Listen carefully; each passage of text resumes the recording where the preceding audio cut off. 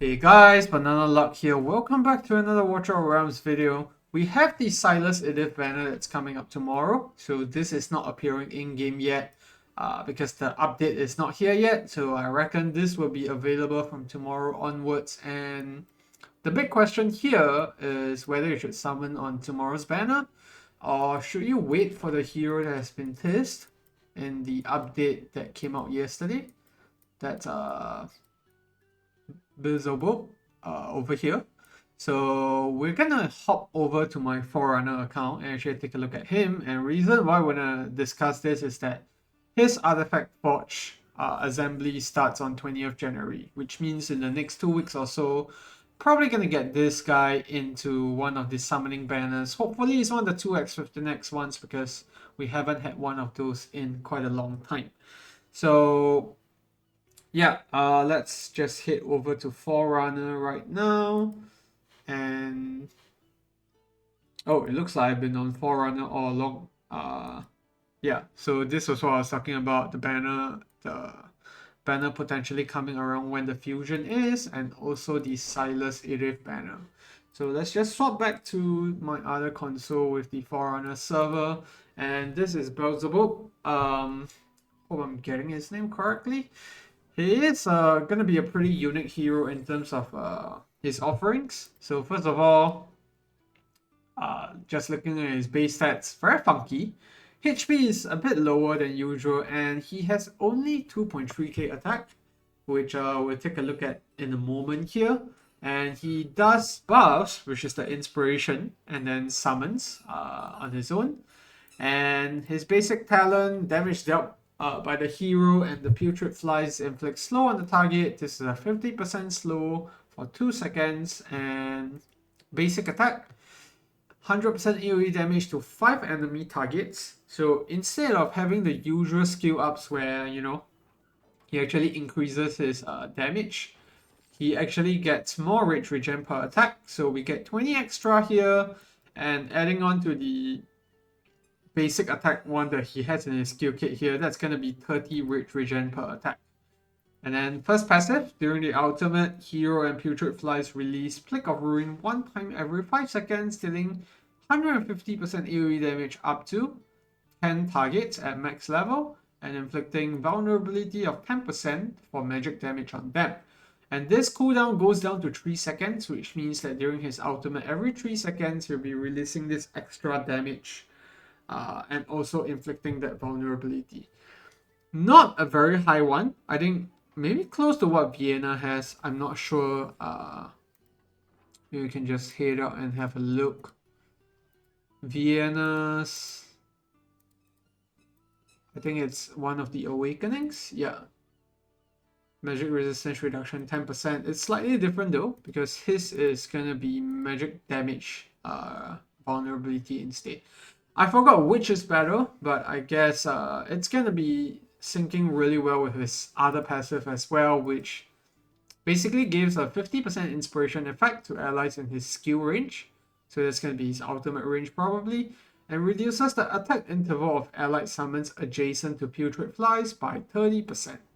So that's why I say it syncs well with his other kit, because if he has more summons, more allies that do summons, and they all do magic damage as well, this vulnerability is going to help quite a bit there.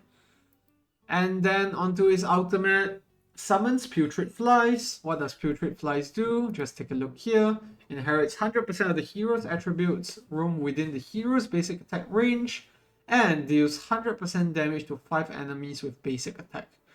And generates a powerful vortex that pulls up to 10 enemies towards its center with 2x strength, inflicts slow on them, and the vortex lasts for 11 seconds at max level, skill cost at 900, and yeah, cooldown of 16 seconds. Pretty high rage cap, which explains why his basic attack has that bit where he gets the extra rage regen. And it looks like he has a bit of what Aeon has. That's the Cultist Epic Lot, not the other one, Abyssal. So a bit of control there, but I don't think this is what people are probably obsessed about. It's probably the inspiration. So on first look, his base attack is actually pretty low. So even at 50% inspiration might not sound too crazy, but we do have to bear in mind the fact that he also boosts summons probably from the looks of it. And intervals or allied summons also get that attack interval reduction of 30%, which is pretty huge. So even if you don't want to use him for inspiration, I think if you want to cook something with summoners, Beelzebub is going to be pretty essential for that. And then his awakenings, vulnerability magic damage increases to 20%, so a 10% increase. And then flat attack, always nice, especially on a unit with such low base attack. Then when basic attack deals damage to the target, restores 2% rage. So this is going to give him even higher uptime when it comes to his ultimate. A3 is A4 is cost reduction. His cost is already at 10, so it's already pretty darn low.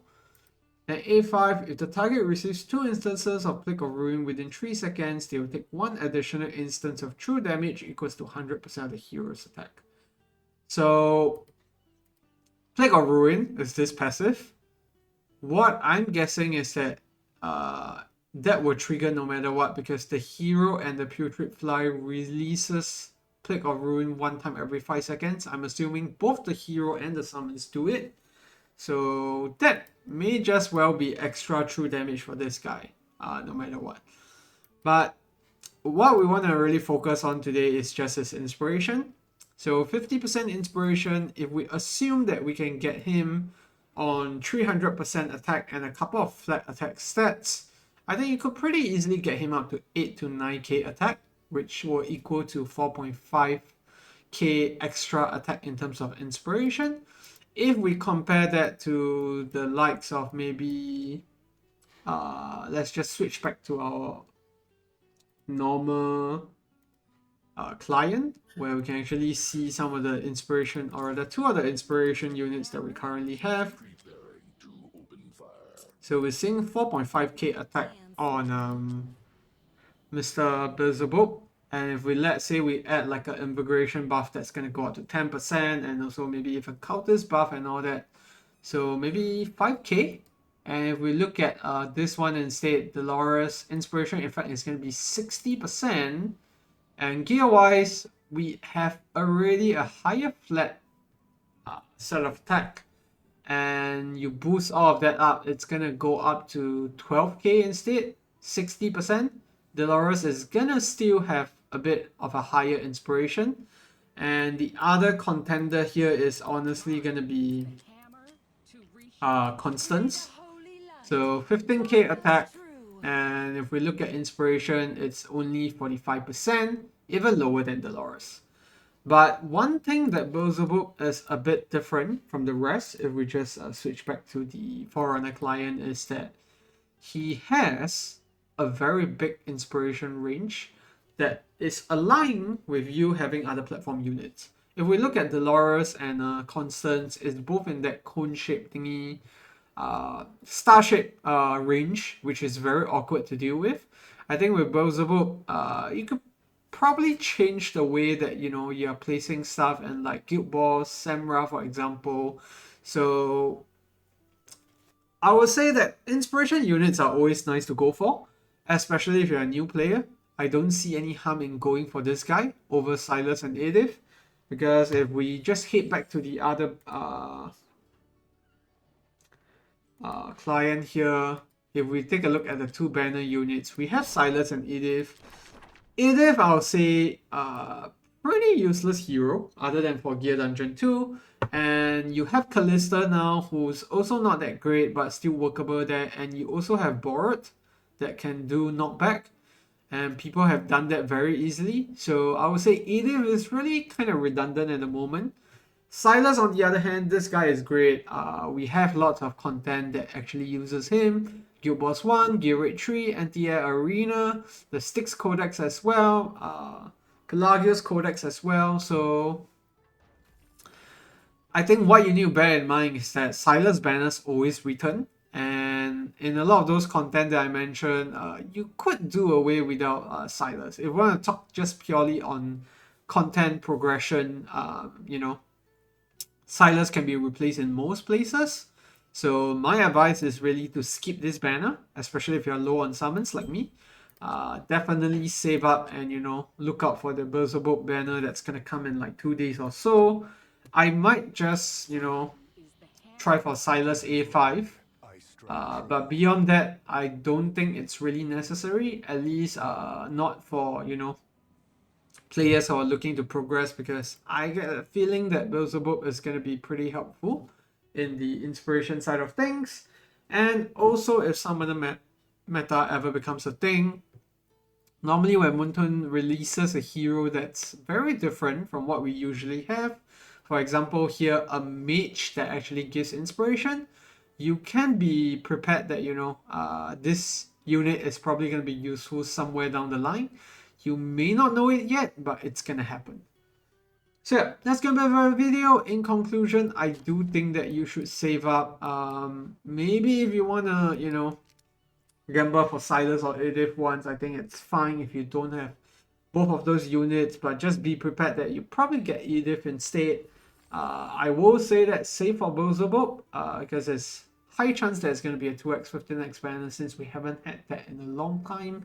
Maybe he will come up together with Numera, which is the piercer fighter that does magic damage. But we won't know until we get more news on that down the line. But yeah, that's going to be it for the video. Thanks for tuning in, and I'll see you in the next one. Goodbye.